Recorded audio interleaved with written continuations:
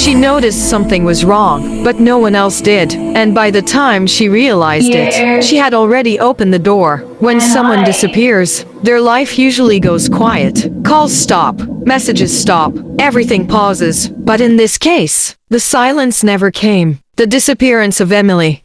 A digital trail, recreated apartment, lights on, TV flickering, uneaten food. Emily was 21, a student, known for routine, the kind of person who didn't disappear without explanation. When she was reported missing, her apartment told a quiet story. Nothing broken, nothing stolen, just unfinished. Friend, it felt like she stepped away for a second and never came back. Door handle, lock intact. There were no signs of forced entry, which left investigators with two possibilities. She left willingly, or she opened the door for someone she recognized. Phone extraction interface. Timeline forming. Investigators turned to her digital life. Calls, messages, location data. At first, nothing unusual, until one detail began to stand out. Chat thread highlighted.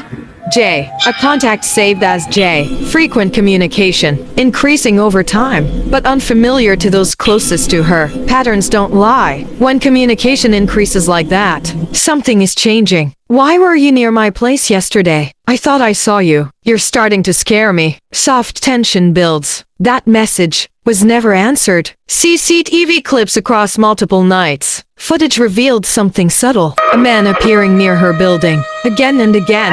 Not approaching. Not entering. Just watching. That's not random behavior. That's observation. Laptop logs. Login attempts. Her devices showed access attempts. Subtle. Repeated. It was patient. Someone testing access over time. Map overlay.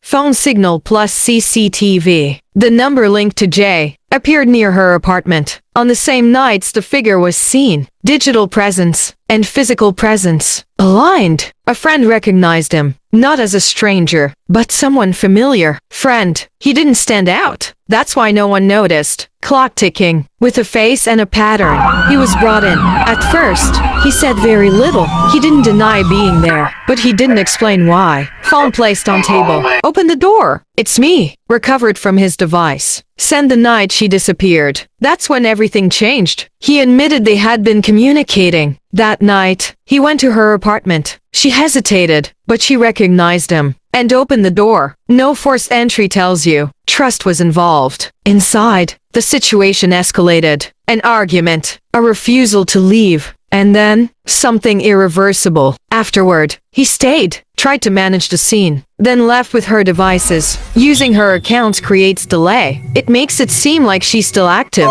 Search teams narrowed their focus. Within days, Emily was found. Court hallway. The evidence was consistent.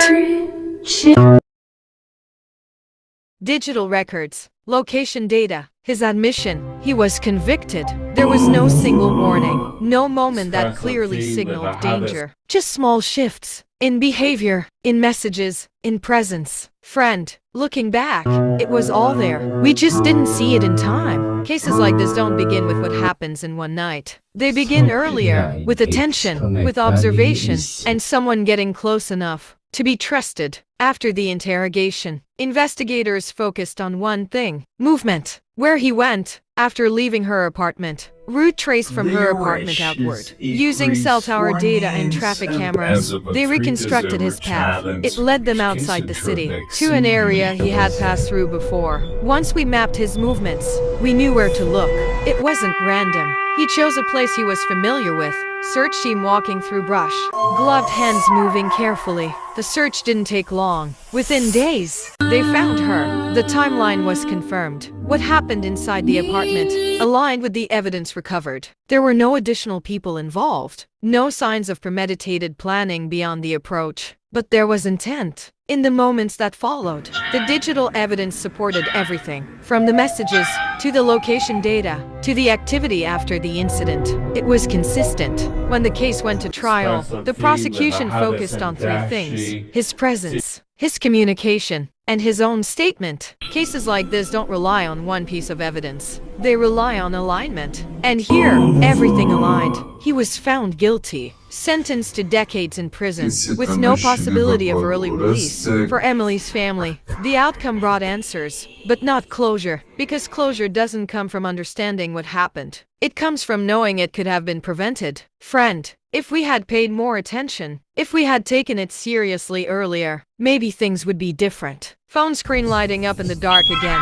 A message notification appears but isn't opened. There were signs. Not obvious, not urgent, but real. A message that felt off. A presence that lingered too long. A pattern that didn't make sense. In the end, this wasn't about one night. It was about everything that came before it. Because sometimes, the danger isn't sudden. It's something that builds quietly, until it's too late to stop it.